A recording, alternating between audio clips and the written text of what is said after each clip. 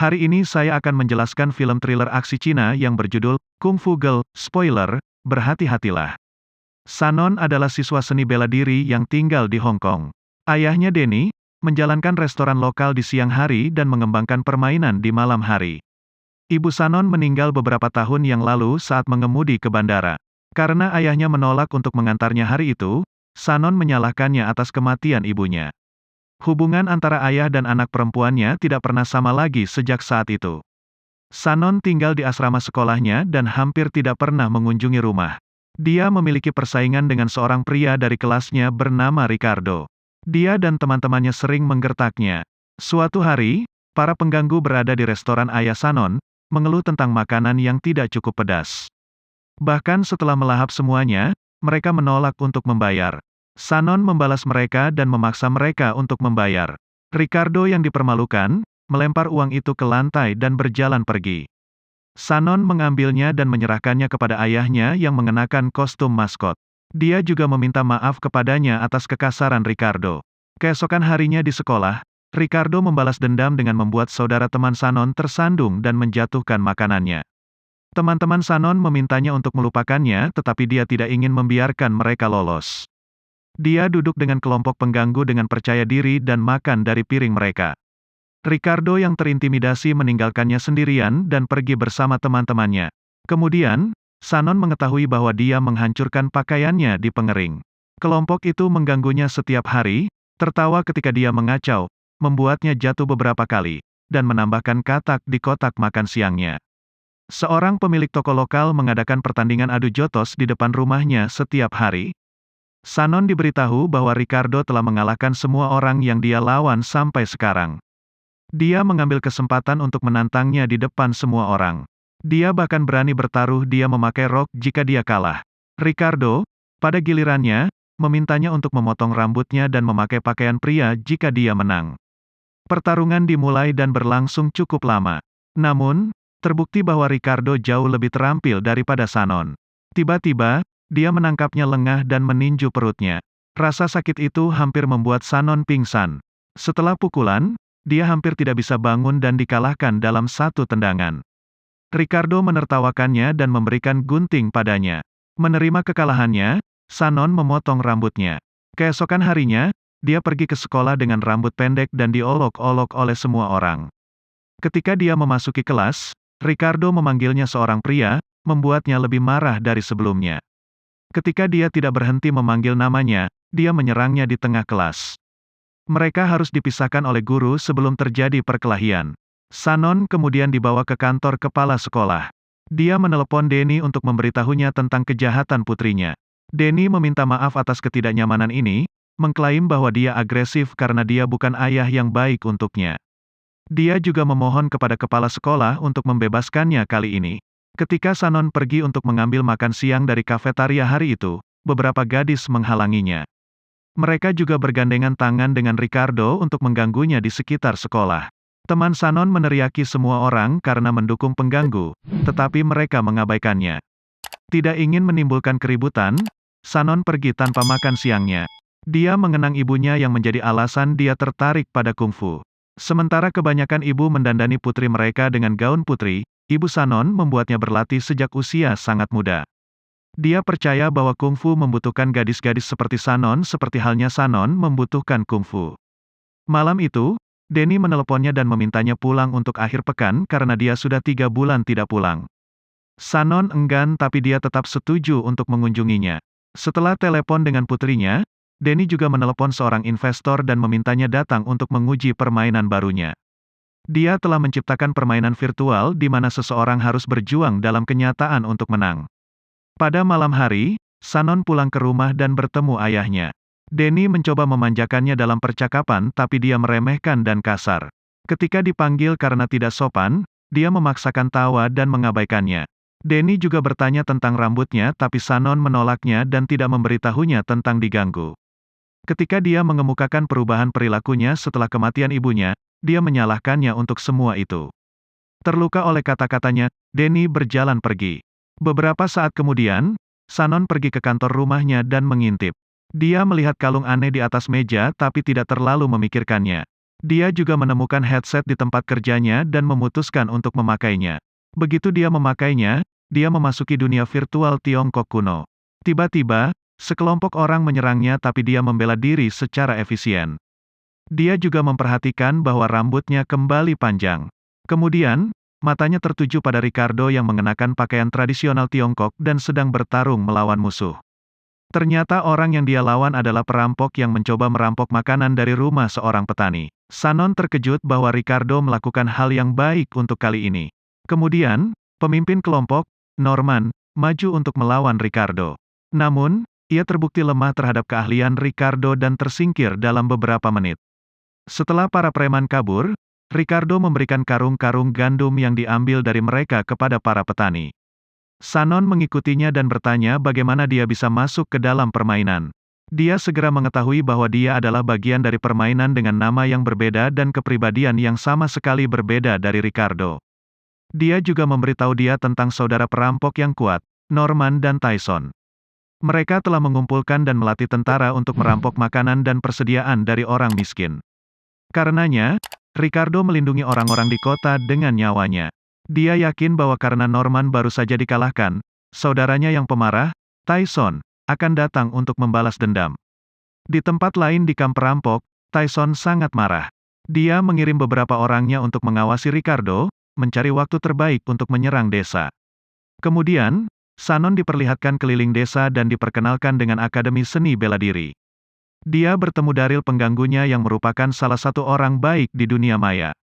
Kepala sekolahnya adalah guru seni bela diri. Dia berasumsi bahwa dia bersama para perampok dan membuat murid-muridnya mengelilinginya. Saat mengetahui bahwa dia hanyalah orang asing yang tidak bersalah, dia meminta maaf dan mengirimnya ke kamar pribadinya untuk dia tinggal di desa mereka. Shannon juga diperkenalkan dengan pemimpin desa. Tiba-tiba, Ricardo jatuh sakit dan pingsan. Kelompok itu membawa mereka ke petugas medis desa, Nona Aries. Dia terlatih dalam seni bela diri dan merupakan pejuang yang hebat. Kemudian, ketika Ricardo membaik, dia dan Shannon menjelajahi desa. Mereka menemukan gudang tua dan melihat orang yang tampak mengerikan sedang bermeditasi.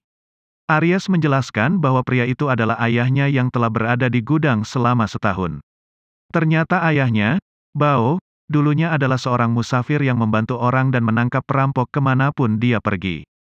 Namun, setelah kematian ibu Aries, dia ingin tetap terisolasi dari dunia dan tidak keluar dari gudang. Shannon tinggal di desa selama beberapa hari ke depan dan belajar teknik seni bela diri yang berbeda dari kepala desa. Dia dan Ricardo berlatih bersama dan belajar banyak hal dari satu sama lain. Segera, desa kehabisan makanan karena meningkatnya perampokan. Kepala desa mengurangi makan 3 kali sehari menjadi hanya 2 kali sehari. Buruh dan warga sipil tertekan karena segera, mereka mungkin mati kelaparan. Oleh karena itu, pada malam hari, Shannon, Ricardo, Daryl, dan Aries pergi ke rumah perampok untuk mencuri biji-bijian. Daryl menggunakan tabung dan anak panah untuk membuat para penjaga tidak sadarkan diri. Kemudian, mereka masuk ke ruang penyimpanan dan bersiap-siap untuk mengemas semuanya. Namun, alarm berbunyi, memperingatkan semua orang di rumah tentang kedatangan mereka. Aries datang di depan musuh untuk menyelamatkan yang lain. Anggota kelompok yang lain harus dengan enggan melarikan diri tanpa dia. Keesokan paginya, Shannon meminta kepala desa untuk menyelamatkan Aries, tetapi dia menolak untuk melakukannya karena Aries ketahuan mencuri yang bertentangan dengan aturan mereka. Setelah itu, dia pergi untuk meminta bantuan dari ayah Aries, Bao. Dia mengatakan kepadanya segala sesuatu tentang kematian ibunya dan bagaimana dia menyalahkan ayahnya untuk itu.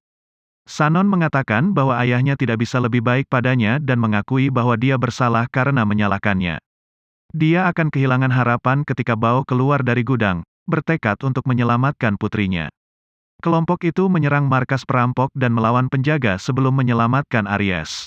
Ayah dan putrinya bersatu kembali dan memutuskan untuk melakukan perjalanan seperti dulu. Shannon ingin mereka tinggal sampai perampok benar-benar pergi, tapi Bao mengklaim dia yakin mereka bisa menghentikan perampok.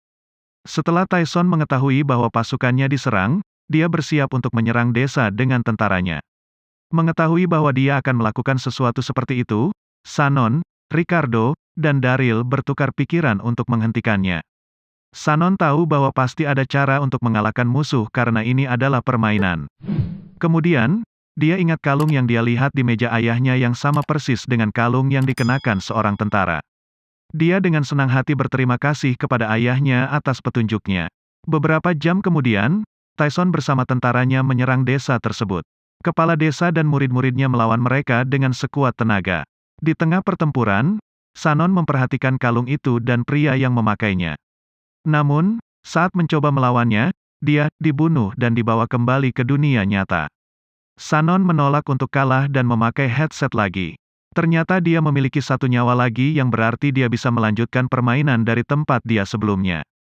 Kali ini, dia mengalahkan prajurit itu dan berhasil mendapatkan kalungnya. Saat membuka liontin itu, dia menemukan foto ibunya di dalamnya. Hanya dalam hitungan detik, semua tentara Tyson menghilang karena Sanon bisa mengetahui petunjuknya.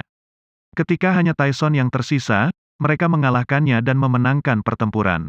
Setelah itu, kita melihat Sanon dan Ricardo di tepi sungai. Dia mengatakan kepadanya bahwa dia merindukan ayahnya dan memintanya untuk mengirimnya pulang. Ricardo berjanji untuk selalu mengingatnya dan mengirimnya kembali ke dunia nyata.